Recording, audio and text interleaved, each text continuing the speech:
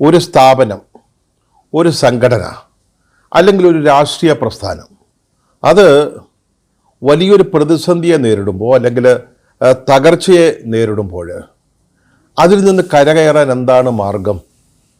സത്യം പറഞ്ഞാൽ വളരെ സിമ്പിളാണ്. അതേപ്പറ്റി പഠിക്കാൻ ഹാർവാർഡ് ബിസിനസ് സ്കൂളിലോ പെൻസിൽവാനിയ സ്റ്റേറ്റ് യൂണിവേഴ്സിറ്റിയിലെ സ്കൂൾ ഓഫ് മാനേജ്മെൻറ്റിലോ അല്ലെങ്കിൽ കേംബ്രിഡ്ജിലെ സ്കൂൾ ഓഫ് മാനേജ്മെൻറ്റിലോ ലണ്ടൻ മാനേജ്മെൻറ്റ് സ്കൂളിലോ ഒന്നും പോയി പഠിക്കേണ്ട ഒരു കാര്യവുമില്ല. സംഗതി വളരെ സിമ്പിളാണ്. എന്താണ് ഈ തകർച്ചയുടെ കാരണം, യഥാർത്ഥ കാരണം? അത് സത്യസന്ധമായിട്ട് മനസ്സിലാക്കുക, എന്നിട്ട് അത് പരിഹരിക്കാനുള്ള മാർഗങ്ങൾ പഠിക്കുക. അതിന് സാമാന്യ ബുദ്ധി മതി. അതില്ലാത്തതാണ് കേരളത്തിലെ കമ്മ്യൂണിസ്റ്റ് പാർട്ടി ഓഫ് ഇന്ത്യ മാർക്സിസ്റ്റിന് പറ്റിയിരിക്കുന്ന ദുരന്തം.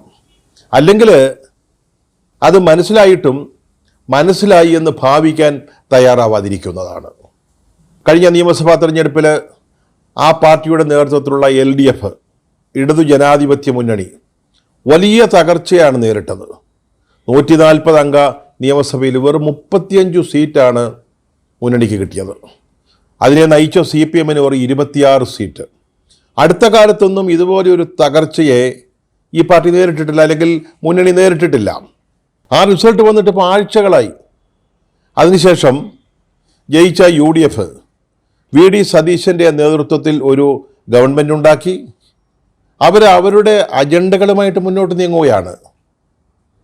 ആലപ്പുഴയിലെ രക്ഷാപ്രവർത്തനം മുതൽ ഇപ്പോൾ കേരളത്തിൻ്റെ ധനസ്ഥിതി സംബന്ധിച്ച ധവളപത്രം പ്രസിദ്ധീകരിക്കുന്നത് ഉൾപ്പെടെയുള്ള അവരുടെ പരിപാടികളുമായി വെടിപ്പായിട്ട് ആ ഗവൺമെൻറ് മുന്നോട്ട് നീങ്ങുകയാണ്.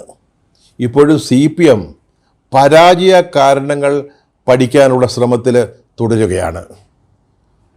എന്തുകൊണ്ടാണ് തോറ്റുപോയത് എന്ന് പാർട്ടിയുടെ നേതൃത്വത്തിനോ പാർട്ടിക്കാർക്കോ അറിയാൻ മേലാഞ്ഞിട്ടല്ല. അത് കേരളത്തിലെ മുഴുവൻ ജനങ്ങൾക്കും അറിയാം. പക്ഷേ അത് സമ്മതിക്കാൻ തയ്യാറാവുന്നില്ല. യഥാർത്ഥ കാരണം എന്തെന്ന് സമ്മതിക്കാൻ തയ്യാറാവുന്നില്ല. അങ്ങനെയല്ലാതെ പിന്നെ എങ്ങനെയാണ് പരിഹാര മാർഗങ്ങൾ കണ്ടുപിടിക്കാൻ സാധിക്കുക, അല്ലെങ്കിൽ അതുവഴി അന്വേഷണം നടത്താൻ പറ്റുക? ആ ഒരു വല്ലാത്ത ഊരാക്കുരുക്കിൽ വന്ന് പെട്ടിരിക്കുകയാണ് CPIM, കേരളത്തിലെ മാർക്സിസ്റ്റ് കമ്മ്യൂണിസ്റ്റ് പാർട്ടി. വളരെ രസകരമായൊരവസ്ഥയാണ്. വലിയ തോൽവി സംഭവിച്ചു. അതിൻ്റെ കാരണം എന്താണ് എന്നറിയാം. പക്ഷേ ആ കാരണം അങ്ങോട്ട് സമ്മതിച്ചു കൊടുക്കാൻ അതിന് കാരണക്കാരായവർ തയ്യാറാവുന്നില്ല. സംസ്ഥാന നേതൃത്വത്തിന് താഴോട്ടുള്ളവർക്ക് നന്നായിട്ട് കാര്യങ്ങൾ അറിയാം എന്തുകൊണ്ട് തോറ്റു എന്നുള്ളത്. പക്ഷേ അത് സമ്മതിക്കാൻ പാർട്ടിയുടെ നേതൃത്വം തയ്യാറാവുന്നില്ല. ഇത്തരത്തിലുള്ള പരാജയങ്ങളുണ്ടാകുമ്പോൾ പാർട്ടി അത് സംബന്ധിച്ച് വളരെ ത്രെഡ്ബെയർ ആയിട്ടുള്ള ഒരു പഠനം, അന്വേഷണം, പരിശോധനയൊക്കെ നടത്തുന്നത് വളരെ പതിവാണ്. അത് ഇത്തവണയും ഉണ്ടായി. അതിനൊന്നും യാതൊരു മാറ്റവും സംഭവിച്ചില്ല. സംസ്ഥാന സമിതി ആദ്യം ചേർന്നു, ഒരു പ്രാഥമിക അവലോകനമൊക്കെ നടത്തി.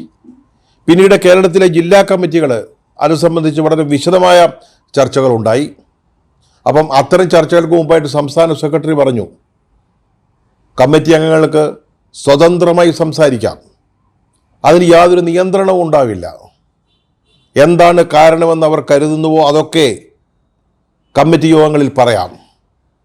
അത് ഒരു തുടക്കമായിരുന്നു. എല്ലാ ജില്ലാ കമ്മിറ്റികളിലും അതിശക്തമായ വിമർശനം സംസ്ഥാന നേതൃത്വത്തിനെതിരെ ഉണ്ടായി. പ്രത്യേകിച്ച് പിണറായി വിജയൻ, ഭരണത്തിന് നേതൃത്വം കൊടുത്ത ആൾ, ഭരണം തകർന്നു തരിപ്പണമായതാണ് ഈ തോൽവിക്ക് കാരണമെന്ന് എല്ലാവർക്കും അറിയാമായിരുന്നു. എല്ലാവരും അത് ജില്ലാ കമ്മിറ്റി യോഗങ്ങളിൽ പറഞ്ഞതാണ്. ഓരോ അംഗങ്ങളും പറഞ്ഞതാണ്. അതിന് കാരണക്കാരനായ പിണറായി വിജയൻ, അതുപോലെ തന്നെ പാർട്ടിയെ നയിച്ച MV ഗോവിന്ദൻ സംസ്ഥാന സെക്രട്ടറി, അദ്ദേഹത്തിന് പാർട്ടിയെ നയിക്കൽ മാത്രമല്ല ഉത്തരവാദിത്വം. ആ പാർട്ടിയുടെ നേതൃത്വത്തിലുള്ള ഗവൺമെൻറ്റിന് എപ്പോഴെങ്കിലും തെറ്റുപറ്റിയാൽ അത് തിരുത്താൻ അല്ലെങ്കിൽ അത് ചൂണ്ടിക്കാണിക്കാനുള്ള ഉത്തരവാദിത്വവും കൂടിയുള്ള ഒരു നേതാവാണ്. അദ്ദേഹത്തിന് പറ്റിയ പരാജയങ്ങൾ. പക്ഷേ അദ്ദേഹം ഇതൊക്കെ ചെയ്യേണ്ട സമയത്ത് അദ്ദേഹത്തിൻ്റെ ഭാര്യയെ സ്ഥാനാർത്ഥിയാക്കാനും ഇടതുമുന്നണി ജയിച്ച് അധികാരത്തിൽ വരികയാണ് ഒരു മന്ത്രിയാക്കാനുമുള്ള ശ്രമത്തിലായിരുന്നു. ആ മണ്ഡലത്തിലൊക്കെ വലിയ കലാപങ്ങളുണ്ടായി. വേറെ മണ്ഡലങ്ങളിൽ പയ്യന്നൂർ, അമ്പലപ്പുഴ മുതലായ പാർട്ടിയുടെ ശക്തി കേന്ദ്രങ്ങളിലൊക്കെ വലിയ കലാപം തന്നെ പൊട്ടിപ്പുറപ്പെട്ടു. അതൊന്നും നോക്കാൻ സെക്രട്ടറിക്ക് സമയം ഉണ്ടായിരുന്നില്ല. അതേസമയം മുഖ്യമന്ത്രിയാവട്ടെ അദ്ദേഹത്തിൻ്റെ ആൾരൂപങ്ങൾ ഹൈവേകളിലും സ്റ്റേറ്റ് ഹൈവേകളിലും കേരളത്തിൻ്റെ മുക്കിലും മോരിയിലും പ്രതിഷ്ഠിച്ച് സ്വന്തം പ്രതിച്ഛായ വർദ്ധിപ്പിച്ച് അദ്ദേഹത്തിൻ്റെ പ്രതിച്ഛായയിലൂടെ വീണ്ടും ഇടതുപക്ഷ മുന്നണിക്ക് മൂന്നാമത് അധികാരത്തിൽ വരാമെന്നുള്ള സ്വപ്നത്തിലായിരുന്നു, പ്രതീക്ഷയിലായിരുന്നു, ആഗ്രഹത്തിലായിരുന്നു. ഗവൺമെൻറ് നേതൃത്വം കൊടുത്ത പിണറായി വിജയൻ്റെ ധിക്കാരം, ധാർഷ്ട്യം, അഹന്ത, അഹങ്കാരം, മറ്റു നേതാക്കളുടെ സുഖലോലുപത, സാമ്പത്തിക ലാഭം ഉണ്ടാക്കുന്നതിലെ ലോക്കൽ കമ്മിറ്റിയുടെ നേതാക്കൾ വരെ കാണിച്ച അത്യുത്സാഹം, ഇതെല്ലാം പാർട്ടിയെ തകരാറിലും തകർച്ചയിലുമാക്കിയ കാരണങ്ങളാണ്. ജില്ലാ യോഗങ്ങളിൽ അത് കൃത്യമായിട്ട് അതിശക്തമായ രീതിയിൽ ആളുകൾ അതിനെപ്പറ്റി പറഞ്ഞു. പിന്നീടാണ് ഏരിയ കമ്മിറ്റിയിലേക്ക് ചർച്ചകൾ വരുന്നത്. അപ്പോഴൊരു 32 ഇന നിർദ്ദേശങ്ങൾ പാർട്ടി സംസ്ഥാന കമ്മിറ്റി കൊടുത്തു. നിങ്ങൾ വ്യക്തികളെക്കുറിച്ചൊന്നും പറയണ്ട, സംസ്ഥാന നേതൃത്വത്തിൻ്റെ വീഴ്ചകളൊന്നും നിങ്ങൾ ചൂണ്ടിക്കാണിക്കണ്ട, നിങ്ങളടങ്ങുന്ന പ്രദേശത്ത് എന്തുകൊണ്ട് തോറ്റു, അല്ലെങ്കിൽ എന്തുകൊണ്ട് തകർച്ച പറ്റി, അവിടുത്തെ പ്രാദേശികമായ കാരണങ്ങളെന്ത്, അത് പറഞ്ഞാൽ മതി എന്നുള്ളൊരു നിർദ്ദേശമാണ് കൊടുത്തത്. പക്ഷേ 95% ഏരിയ കമ്മിറ്റികളും ഈ നിർദ്ദേശങ്ങൾ അനുസരിക്കാൻ തയ്യാറായില്ല. അവർ സംസ്ഥാനത്തുടനീളം എന്തുകൊണ്ട് പാർട്ടിക്ക് തകർച്ച നേരിട്ടു എന്ന കാരണങ്ങൾ ഒന്നൊന്നായിട്ട് അവരുടെ യോഗങ്ങളിൽ വിശദീകരിച്ചു. ഈ വക ചർച്ചകളുടെ അടിസ്ഥാനത്തിൽ സംസ്ഥാന സെക്രട്ടേറിയറ്റ് തയ്യാറാക്കിയ ഒരു റിപ്പോർട്ട് എന്തുകൊണ്ട് LDF പരാജയം സംഭവിച്ചു, അതിപ്പോൾ പാർട്ടിയുടെ സംസ്ഥാന കമ്മിറ്റി ചർച്ച ചെയ്തുകൊണ്ടിരിക്കുകയാണ്. വീണ്ടും തുടക്കത്തിലേക്ക് വന്നിരിക്കുകയാണ്. ആ കമ്മിറ്റി തയ്യാറാക്കിയ റിപ്പോർട്ടിൽ ഭരണവിരുദ്ധ വികാരത്തെക്കുറിച്ച് ഒന്നും പറയുന്നില്ല. അവർ പറയുന്നതനുസരിച്ചാണെങ്കിൽ എന്നാൽ ഒന്നാം തരം തനി തങ്കക്കുടം സർക്കാരായിരുന്നു ഇത്. 22 കാരറ്റ് സ്വർണമായിരുന്നു നമ്മുടെ ഭരണം. വികസനം അങ്ങനെ പൊടി പൊടിക്കുകയായിരുന്നു. ഗവൺമെൻറ് ജനങ്ങൾക്കൊപ്പമായിരുന്നു. ജനങ്ങളുടെ വിശ്വാസം, ജനങ്ങളുടെ താല്പര്യമൊക്കെ ആർജിച്ചുകൊണ്ടാണ് ഈ ഗവൺമെൻറ് മുന്നോട്ട് പോയത്. പെൻഷൻ കൊടുത്തു, അത് കൊടുത്തു, ഇത് കൊടുത്തു. വലിയ വലിയ കെട്ടിടങ്ങൾ, നിർമ്മിതികൾ ഉണ്ടാക്കി, റോഡുകൾ, പാലങ്ങൾ, ഇതൊക്കെ വെച്ച് അധികാരത്തിൽ കയറാമെന്നാണെന്ന് സർക്കാർ കരുതിയത്. അങ്ങനെ സർക്കാരിനെതിരെ യാതൊരു തരത്തിലുള്ള ഒരു വികാരവും ഈ സംസ്ഥാനത്ത്, ഈ രാജ്യത്ത് ഉണ്ടായിരുന്നില്ല. വ്യക്തികളല്ല പ്രശ്നം. ഒരിക്കലും പരാജയ കാരണമായിട്ട് വ്യക്തികളെ ചൂണ്ടിക്കാണിക്കാൻ പറ്റത്തില്ല. ശൈലിയുടെ തകരാറ്, അത് ഈ റിപ്പോർട്ടിലൊക്കെ സമ്മതിക്കുന്നുണ്ട്, സംസ്ഥാന നേതൃത്വവും സമ്മതിക്കുന്നുണ്ട്. ഈ ശൈലിയിൽ തകരാറ് സംഭവിച്ചു എന്ന് പറയുമ്പോൾ സഖാവ് ഇത് ആർക്ക് സംഭവിച്ചതാ? ഈ ശൈലി എന്ന് പറയുന്നത് വ്യത്യസ്തമായ കാര്യങ്ങളൊന്നുമല്ലല്ലോ. പാർട്ടിയുടെ ശൈലി എന്ന് പറയുന്നത് പാർട്ടി നേതാക്കന്മാരുടെ ശൈലിയാണ്. അങ്ങനെ ഈ വ്യക്തികളെ ഒഴിവാക്കിക്കൊണ്ട് ഈ ശൈലി എന്ന ആ പ്രയോഗത്തിൽ നേതൃത്വത്തിനുണ്ടായ തകർച്ചകളെ ഒളിച്ചു വയ്ക്കുകയാണ് ഇപ്പോൾ ഈ റിപ്പോർട്ടിലൂടെ പാർട്ടിയുടെ സംസ്ഥാന നേതൃത്വം ചെയ്തിരിക്കുന്നത്. പിന്നെ വേറെയും ചില കാരണങ്ങളെ കണ്ടുപിടിക്കുന്നുണ്ട് കേട്ടോ. ജാതി സമവാക്യങ്ങൾ തെറ്റിപ്പോയെന്ന്. എങ്ങനെയാണ് ജാതി സമവാക്യങ്ങൾ തെറ്റിയത്? അതിൻ്റെ കാരണക്കാരാണ് ഈ പാർട്ടിയുടെ നേതൃത്വമല്ലേ. ലോക്സഭാ തെരഞ്ഞെടുപ്പിൽ വലിയ തകർച്ചയും പരാജയം ഉണ്ടായപ്പോൾ ഒരു ചെറിയ മൃദു ഹിന്ദുത്വം ഒന്ന് പരീക്ഷിച്ചു നോക്കി. ന്യൂനപക്ഷങ്ങളെ അല്പം ഒന്ന് അകറ്റി നിർത്തി. ന്യൂനപക്ഷ സമുദായങ്ങളെക്കുറിച്ച് നല്ലതല്ലാത്ത പ്രയോഗങ്ങൾ പാർട്ടിയുടെ നേതാക്കളിൽ നിന്ന് തന്നെ ഉണ്ടായി. അയ്യപ്പ സംഗമം നടത്തി ഹിന്ദു വോട്ട് സമാഹരിക്കുന്നതിന് വേണ്ടി. മുസ്ലിം സമുദായത്തിനെതിരായിട്ട് വളരെ മോശപ്പെട്ട ഭാഷയിൽ സംസാരിച്ച വെള്ളാപ്പള്ളി നടേശനെ എഴുന്നള്ളിച്ചുകൊണ്ട് നടന്നു ഈ പാർട്ടിയുടെ നേതൃത്വം. ആഗോള അയ്യപ്പ സംഗമത്തിൽ മുഖ്യമന്ത്രി വന്നത് അദ്ദേഹത്തിൻ്റെ സ്വന്തം കാറിൽ, അല്ലെങ്കിൽ സ്റ്റേറ്റ് കാറിൽ വെള്ളാപ്പള്ളി നടേശനെയും കൂടെ കയറ്റിക്കൊണ്ടാ. സ്വന്തം കുടുംബാംഗങ്ങളും ഗൺമാനുമല്ലാതെ വേറൊരാൾ കയറിയിട്ടില്ലാത്ത കാറാണത്. 1-ാം നമ്പർ സ്റ്റേറ്റ് കാർ. അതിൽ വെള്ളാപ്പള്ളി നടേശന് പ്രവേശനം കിട്ടുന്നു. ഈ സംഗമത്തിൽ വായിച്ച ഒരു ആശംസാ സന്ദേശം ആരുടേതായിരുന്നു? യോഗി ആദിത്യനാഥിൻ്റേതായിരുന്നു. ആരുടെ? യോഗി ആദിത്യനാഥിൻ്റെ. BJPയുടെ ഹിന്ദുത്വ മുദ്രാവാക്യത്തിൻ്റെ, ഹിന്ദുത്വ അജണ്ടയുടെ ഒരു കേന്ദ്ര ബിന്ദുവായിട്ട് നിൽക്കുന്ന ആളാണ് ഈ യോഗി ആദിത്യനാഥ് എന്ന് പറയുന്നത്. അദ്ദേഹത്തിൻ്റെ ആശംസ എവിടെ? പമ്പയിലെ ആഗോള സംഗമത്തിൽ. ഇതൊക്കെ തെറ്റുപറ്റിയെന്ന് ഇപ്പോൾ ഈ പാർട്ടി സമ്മതിക്കുന്നുണ്ട്. ഇപ്പോഴാണ് കേട്ടോ, നേരത്തെ ഇതൊന്നും സമ്മതിച്ചിട്ടില്ല. വെള്ളാപ്പള്ളി നടേശൻ്റെ ഈ തോൽവിയിലെ പങ്ക് അതൊന്നും പറഞ്ഞിട്ടില്ല. അയ്യപ്പ സംഗമത്തെക്കുറിച്ചും കൂടി ഇപ്പോൾ പറഞ്ഞു തുടങ്ങി. സംസ്ഥാന സെക്രട്ടേറിയറ്റ് ഇപ്പോൾ സമ്മതിക്കുന്നു. അതുപോലെ തന്നെ SIR, തീവ്ര വോട്ടർ പട്ടിക പരിഷ്കരണം, അത് വലിയ കുഴപ്പമായിപ്പോയി. അതുകൊണ്ട് പാർട്ടിയുടെ വോട്ടൊക്കെ നഷ്ടപ്പെട്ടെന്ന്. ഈ തെരഞ്ഞെടുപ്പ് നടക്കുന്നത് വരെ CPM അതിനെക്കുറിച്ച്, കേരളത്തിലെ SIR-നെ കുറിച്ച് അങ്ങനെയൊന്നും പറഞ്ഞിട്ടില്ല. വലിയ തോതിൽ വോട്ടുകൾ വെട്ടിപ്പോയെന്ന് ആരും പറഞ്ഞിട്ടില്ല. ഇപ്പോൾ പറയുകയാണ് തീവ്ര വോട്ടർ പട്ടിക പരിഷ്കരണം പാർട്ടിക്ക് അല്ലെങ്കിൽ മുന്നണിക്ക് വിനയായത്. അങ്ങനെ പുതിയ പുതിയ കാരണങ്ങൾ കണ്ടെത്തുകയാണ് ഈ പാർട്ടിയുടെ സംസ്ഥാന നേതൃത്വം. ഈ റിപ്പോർട്ട് തയ്യാറാക്കിയതാരാ? സംസ്ഥാന സെക്രട്ടേറിയറ്റ്. ഈ സംസ്ഥാന സെക്രട്ടേറിയറ്റ് എന്ന് പറഞ്ഞാൽ ആരാ? അതിലൊരു നല്ല ശതമാനം ആളുകൾ മുൻ മന്ത്രിമാരാ, ഭരണത്തിൻ്റെ ഭാഗമായിട്ടിരുന്നവരാ. പിണറായി വിജയൻ്റെ നേതൃത്വത്തിലുള്ള ഒരു വിഭാഗം, P. രാജീവ്, KN ബാലഗോപാൽ, സജി ചെറിയാൻ, മുഹമ്മദ് റിയാസ്, അങ്ങനെ ഭരണത്തിൻ്റെ ഭാഗമായിട്ടിരുന്നവർ തയ്യാറാക്കുന്ന ഒരു റിപ്പോർട്ട് എങ്ങനെ ഭരണവിരുദ്ധ വികാരത്തെക്കുറിച്ച് സംസാരിക്കും, അല്ലെങ്കിൽ അത് ചൂണ്ടിക്കാട്ടും?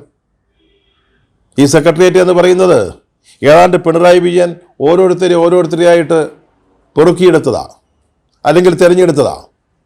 അവർ പിണറായി വിജയന് ദോഷം വരുന്നൊരു കാര്യം പറയുമോ? ഭരണവിരുദ്ധ വികാരം എന്ന് പറയുമ്പോൾ അത് പിണറായി വിജയൻ്റെ നേതൃത്വത്തിലുള്ള സർക്കാരിൻ്റെ പരാജയമാണ്. അതേപ്പറ്റി ഈ മന്ത്രിമാരടങ്ങുന്ന സെക്രട്ടേറിയറ്റ് എന്തെങ്കിലും പറയുമോ? സാമാന്യ ബുദ്ധിയുള്ളവർ അങ്ങനെ വിശ്വസിക്കുമോ, കരുതുമോ? അങ്ങനെ ഒരു റിപ്പോർട്ടുമായിട്ടാണ് ഇപ്പോൾ സംസ്ഥാന കമ്മിറ്റിയുടെ മുമ്പിൽ വന്നിരിക്കുന്നത്. ഈ റിപ്പോർട്ടൊക്കെ വായിക്കുമ്പോൾ ഒരു കാര്യം മനസ്സിലാവും, ഈ പാർട്ടിയുടെ ഭാവിയെപ്പറ്റി ഇപ്പോൾ ഇതിൻ്റെ തലപ്പത്തിരിക്കുന്നവർക്ക് യാതൊരു ഉത്കണ്ഠയുമില്ല എന്ന്. അല്ലെങ്കിൽ തെറ്റുകൾ തിരുത്തി ഒരു പുതിയ പാർട്ടിയെ വളർത്തിക്കൊണ്ട് വരണമെന്ന് അവരാഗ്രഹിക്കാതിരിക്കുമോ? എന്തുകൊണ്ടാണത്? കഴിഞ്ഞ 10 വർഷമായിട്ട് ഈ അധികാരത്തിൻ്റെ ഭാഗമായിട്ടിരുന്ന് അതിൻ്റെ സുഖലോലുപത, അധികാരത്തിൻ്റെ ശീതളിമ, ഇതൊക്കെ അനുഭവിച്ചവരാ. അതിനുമുമ്പ് പിണറായി വിജയൻ ഈ പാർട്ടി എന്ന് പറയുന്ന സംവിധാനത്തെ തൻ്റെ ഉള്ളംകൈയിൽ വെച്ച് അതിൻ്റെ അധികാരങ്ങളെല്ലാം അനുഭവിച്ചിരുന്ന ഒരാളാണ്. ഇപ്പോൾ ഇതൊക്കെ അങ്ങ് നഷ്ടപ്പെട്ടു പോകും. യഥാർത്ഥ പരാജയ കാരണം പാർട്ടിയുടെ മുമ്പിൽ തുറന്നു കാട്ടുകയാണെങ്കിൽ അതിന് നേതൃത്വം കൊടുത്ത ആളുകളൊക്കെ ഒഴിഞ്ഞു പോകേണ്ടി വരും, ലാൽസലാം പറഞ്ഞ് പിരിയേണ്ടി വരും, പുതിയ ആളുകൾ വരും, പുതിയ നേതൃത്വം ഉണ്ടാവും.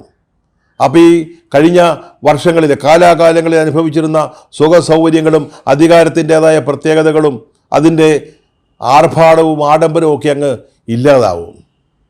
അതുകൊണ്ടാണ് ഇത്തരത്തിലുള്ള റിപ്പോർട്ടുകൾ ഉണ്ടാവുന്നത്. അത്തരത്തിലുള്ള സ്വാധീന ശക്തിയൊക്കെ നഷ്ടപ്പെട്ടാൽ ചിലപ്പോൾ ED-യുടെയും SFIയുടെയും കക്ഷത്തിലിരിക്കുന്ന ചില തലകൾ, മക്കളുടെ തലകൾ സംരക്ഷിക്കാൻ മേലാതെ വരും. മരുമക്കളുടെ അരികിട്ട് വാഴ്ച നടക്കാതെ വരും. തുടർന്നും കേരള സമൂഹത്തിൽ സ്വാധീനം ചെലുത്താനുള്ള അവസരം നഷ്ടപ്പെടും. അതുകൊണ്ടാണ് ഈ പാർട്ടിയുടെ സംസ്ഥാന സെക്രട്ടേറിയറ്റ് എന്ന് പറയുന്ന ഈ സംവിധാനം ഇത്തരത്തിലുള്ള റിപ്പോർട്ടുമായിട്ട് വീണ്ടും വരുന്നത്. അത് സംസ്ഥാന സമിതി ഇപ്പോൾ ചർച്ച ചെയ്തുകൊണ്ടിരിക്കുക. മനസ്സിലാക്കുന്നത് ഈ റിപ്പോർട്ടിനെതിരായിട്ട് സംസ്ഥാന കമ്മിറ്റിയിൽ വലിയ വികാരം ഉയരുന്നുണ്ടെന്നാണ്. ഇതിനെ അങ്ങനെ ഒരു കൂട്ടുത്തരവാദിത്വമായിട്ട് കരുതി ഈ പരാജയത്തെ തള്ളിക്കളയാൻ പറ്റത്തില്ല. ഇത് ചില വ്യക്തികളാണ് ഇതിന് യഥാർത്ഥ പ്രധാന കാരണക്കാർ. അവരെ മാറ്റി നിർത്തിയിട്ട് ഇത് പാർട്ടിക്ക് സംഭവിച്ച ഒരു വീഴ്ച, നേതൃത്വത്തിനല്ല, നേതൃത്വത്തിൽ നിന്ന് വ്യക്തികൾക്കല്ല, മൊത്തത്തിൽ പാർട്ടിക്ക് സംഭവിച്ച ഒരു വീഴ്ചയായിട്ട് കരുതി അതിനെ നിസ്സാരവൽക്കരിക്കാൻ പാടില്ല, പറ്റില്ല എന്ന് സംസ്ഥാന സമിതിയിൽ ചർച്ചകൾ ഉയരുന്നു എന്ന് മനസ്സിലാക്കുന്നു. ഈ പാർട്ടി നന്നാവണമെന്നോ രക്ഷപ്പെടണമെന്നോ അതിനൊരു തിരിച്ചുവരവ് ഉണ്ടാവണമെന്നോ ആഗ്രഹിക്കുന്ന ആരെങ്കിലും ഈ പാർട്ടിയിലുണ്ടെങ്കിൽ ഇതാണ് സമയം, ഇതാണ് യഥാർത്ഥ അവസരം, പാർട്ടിയെ തിരുത്താനുള്ള അവസരം. അല്ലെങ്കിൽ പശ്ചിമ ബംഗാളിലും ത്രിപുരയിലും സംഭവിച്ചത് കേരളത്തിൽ ഈ പാർട്ടിക്ക് ഉണ്ടാവും. അതുമാത്രമല്ല, അതിലൂടെ വളർന്നു വരുന്നത് ഹിന്ദുത്വ ശക്തികളായിരിക്കും. അത് മനസ്സിലാക്കാൻ ഈ പാർട്ടിയിൽ ആരെങ്കിലും ഉണ്ടോ? ഇന്നലെ വളരെ കൗതുകരമായൊരു സംഭവം AKG സെൻറ്ററിൻ്റെ മുമ്പിലുണ്ടായി. മാധ്യമങ്ങൾ റിപ്പോർട്ട് ചെയ്തിട്ടുണ്ട്.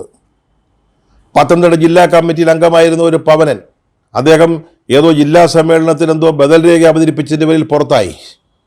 അദ്ദേഹത്തിന് പാർട്ടിയിൽ തിരിച്ചു വരണം, ജില്ലാ കമ്മിറ്റിയിൽ തിരിച്ചു വരണം, അതിന് അവസരം വേണമെന്ന് പറഞ്ഞുകൊണ്ട് justice for CPM, justice for me എന്ന് പ്ലാക്കാർഡുമായിട്ട് അദ്ദേഹം ഇന്നലെ AKG സെൻറ്ററിന് മുമ്പിൽ കുത്തിയിരുന്നു എന്നതാണ് വാർത്ത.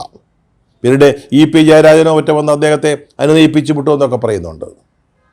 ജസ്റ്റിസ് ഫോർ CPM അല്ലെങ്കിൽ സേവ് CPM എന്ന് പറയുന്നൊരു പ്രസ്ഥാനം പാർട്ടിയിൽ അതൊക്കെ ഉണ്ടായിട്ടുണ്ട്. സേവ് CPM പ്രസ്ഥാനമൊക്കെ അടുത്ത കാലത്തൊക്കെ ഉണ്ടായിട്ടുണ്ട്. പക്ഷേ ഇതാണ് യഥാർത്ഥ സമയം ഈ പാർട്ടിയെ രക്ഷപ്പെടുത്തുന്നതിന്, ചില വ്യക്തികളിൽ നിന്ന് ഈ പാർട്ടിയെ സംരക്ഷിച്ചെടുക്കുന്നതിന്. അതിന് പവനനെ പോലെ പ്ലക്കാർഡ് ഉയർത്താൻ പറ്റിയ ആളുകൾ സംസ്ഥാന സമിതിയിലുണ്ടോ? ഈ സെക്രട്ടേറിയറ്റ് ഉണ്ടാക്കിയെടുത്ത ഈ സോക്കോൾഡ് റിപ്പോർട്ടുണ്ടല്ലോ, അവരെ സ്വയം രക്ഷിക്കാൻ വേണ്ടി ചെയ്ത റിപ്പോർട്ട്, അത് തള്ളിക്കളഞ്ഞുകൊണ്ട് ഈ പാർട്ടിയിൽ സമൂലമായ ഒരു മാറ്റം, നേതൃതലത്തിലൊരു അഴിച്ചുപണി, അതിന് നേതൃത്വം കൊടുക്കാൻ ഈ പാർട്ടിയിൽ ആരെങ്കിലും മുന്നോട്ട് വരുമോ? എങ്കിൽ മാത്രമേ CPM കേരളത്തിൽ രക്ഷയുണ്ടാവുകയുള്ളൂ.